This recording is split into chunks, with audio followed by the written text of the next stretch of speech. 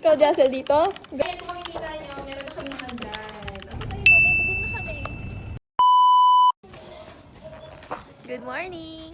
Dito kami sa Bayambang. Dito sa bahay ng tita ko. Ayan ang bahay niya. So, namasyal kami dito bago kami pupunta ng Burgos. So, dito na rin kami natulog. Tapos, ayan, mag-washing na yung aking asawa dito sa aming Innova. Wala pa siyang pangalan eh. Kailangan ba siyang pangalanan, mga mare? Innova lang eh. Ayan. Nililiguan niya. Tapos, ito yung bahay ng tita ko. Diba?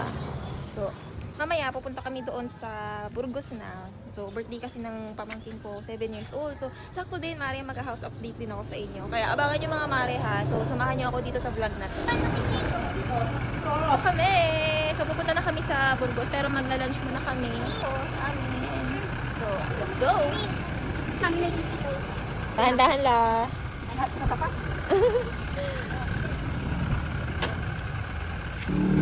Mama, water.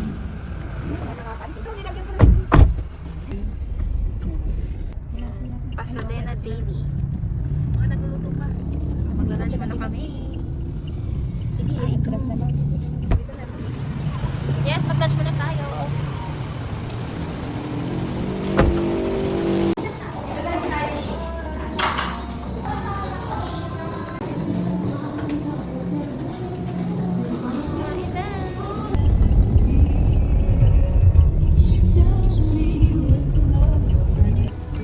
Magbo-boss coffee kami. Ayan, boss coffee. Yeah. Siyempre, lagi natin nadadaan. Natin lang tayo nag-iinom dyan. Kaya matitikman na natin.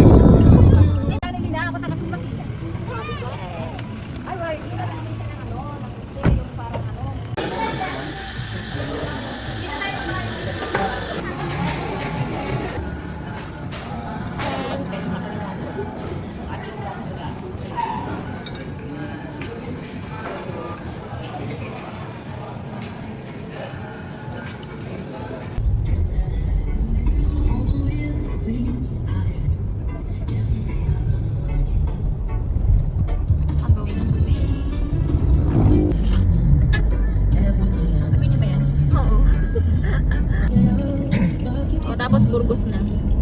Uy, malapit na. Tama, pag ano natin doon. Wala nang Andun ba sila? Hello! Magkano na nasunta? Yan. Nauwi na niya, may tulak. Dito na kami mga mare. Ayan. Maluwag pati yung tirig, ano? Ano ma? Parang pamunitad. Dito na kami mare. So, dumiretso kami dito. Pero mag-ano lang kami dito, sasaglit lang kami. Yes, o yan, yung mga anak ko, excited sila makita. Ma, yan na yung kwarto mo. Yung kwarto ni mama. Kwarto na. Tikikin po dito, sa labas. Ito kitchen area din, pero may papagawa na kami doon. Ayan, sali, oh, dami nakakuha yan. Dami pa doon dyan sa dulo. Oo, anak. So, andito kami ngayon. So, sumaglit kami dito, diretso, kasi gusto nilang makita. And tingnan nyo, meron ng hagdan. Ayan, careful ha. So, careful. Dito, dito. Sige lang. So, akakyat kami dito sa taas. Nakakyat na kami kasi may stair na. So, ayan na. Ito kwarto. Gusto ko ito sa akin. Saan ang kwarto mo? Gusto ko dito. Ikaw, Jassel, dito? Ganda dito, dalawa bintana. Quick lang to mga mari ko ha, pero siguro bukas babalik kami dito. Papakita ko sa inyo. So, ayan. Nakapagpalitada na sila. And ayan, oh, may bubong na mga mari. Yes, may bubong na. Praise the Lord. Thank you, Lord. So, ayan. Teres. Ayan ang aming baby Innova. Tinitignan na ng baka. Huwag mong subukan. Charis. Kasi ito mga mari, yung spandrel. Ito yung kulay ng spandrel na ipapalagay namin. Nakapag-install na sila. Sa may bubong yan lang. Sa may bubong. Meron ng spandrel, nakakabit na sila. So, itutuloy nila. Hello mga mare! So, ito yung kabuuhan nga ng aking house update sa inyo. So, di ba, nung nakita nyo nung nakarang araw, nagpunta lang kami dito para mapakita ko dun sa mga bisita ko, sa tita ko, sa lola ko, itong bahay namin. Kasi hindi pa nila nakita. From Mapandan pa sila and Bayambang. Kaya naman mga mare, ito, itutuloy ko na talaga at yan, ipapakita ko sa inyo yung mga accomplished dito sa bahay. So, kung mapapansin nyo mga mare, nakapalitada na dito. Ayan. Pakita mo.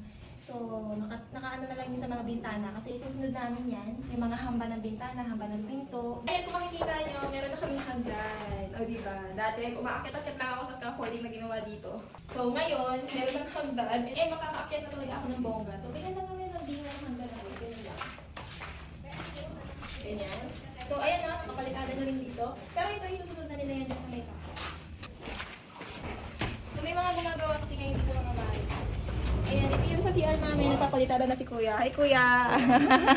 Ayan, nagpapalitada na siya dyan sa CR namin.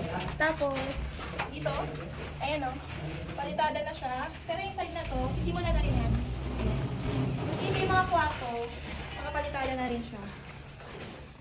Tapos, dito sa ibabaw mga mare, nakapaglagay na rin sila ng insulation foam doon sa may trusses. Kasi nga, meron na yung bubong. Ayan. Ito yung isang kwarto ng anak ko. Nakapalitada na rin siya. Dahil na yan, naka-insulation foam na din yan dyan. Kompleto na yan dyan mga mare. Kasi nakalatag na yung linyero. So, ayan. Tapos dito sa aming master's bedroom. Ayan, nakapalitada na rin. Gumagawa sila. Shout out to vlogger. Mga vlogger din yung mga gumagawa dito eh. Ayan. Ano yung ginagawa niyo dito kaya? Palitada na. Pinatapos yung sa yung master's bedroom. So, ayan. Tapos ito, syempre, ito yung ano namin. Makikita nyo naman na to. Yung master's bedroom namin. O, diba? Ang ganda na niya. Ang lang talaga yung mga hamba, mga pinto, bintana. Tapos ito yung terrace namin. So, hindi naman siguro dumaan dito parang. Ito, papakita si Kuya. Ayan. Tapos mga mare, naka-insulation foam na din yan. Doon na rin nakalatag ng bubong dyan. Tapos dyan mga mare, nagkakabit na sila ng spandrel sa side na ito. Ayan. Nag-ano sila ng buhangin ng fine sand para sa palitada. Ayan. Tapos dito, ano si Kuya sa palitada rin. Ayan. Hi Kuya! Ayan, tinatapos yan dito sa side. Ayan, o diba? So, ang ginagawa lang dyan is rough lang. Diba Kuya, rough lang yan? Rough lang yung aming dyan, palitada. Rough finish, kumbaga. Ayan. So, meron na yan siyang bubong dyan. O diba? Nakakatuwa. O, ito yung spandrel. Paikot yan mga mare.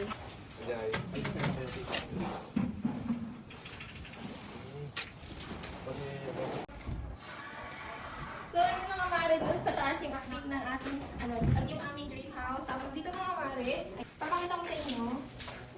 Okay na rin siya, nakapalitada na rin siya mga mare. Tapos ayan, alam ko nakakano ko na to, update ko na to sa inyo, okay na yung kusina namin.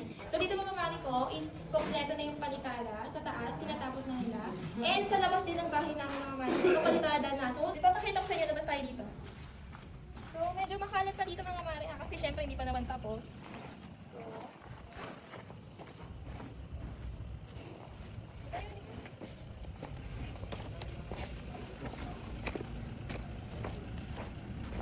So, ayan mga mare, makikita nyo. Wala na yung kawayan. Okay na. May scaffolding lang niya kasi may mga sila dyan. Doon kasi sa may harap. Pakita mo. Doon kasi sa may harap sa may unahan namin. Kailangan sila scaffolding. So, isusunod na daw nila yung papaliladahan. Tapos ayun mo, may bubong na kami. Ayan. Ayan, may bubong na kami. Nakakabit na din yung mga gutter dyan. Okay na. Spandrel na lang talaga yung kinakabit. Ito na mga mare, yung sa harap ng bahay namin. Ito na lang yung walang palitada pero isusunod na nila yan. Tapos ayan, dito, isusunod na rin yung mga gutter, saka yung spandrel. Kaya sa next update ko, buong-buo na talaga yung bubong namin mga mare. So ayan yung aking house update sa inyo. So syempre sa next house update natin, abangan nyo ulit. And I'm sure marami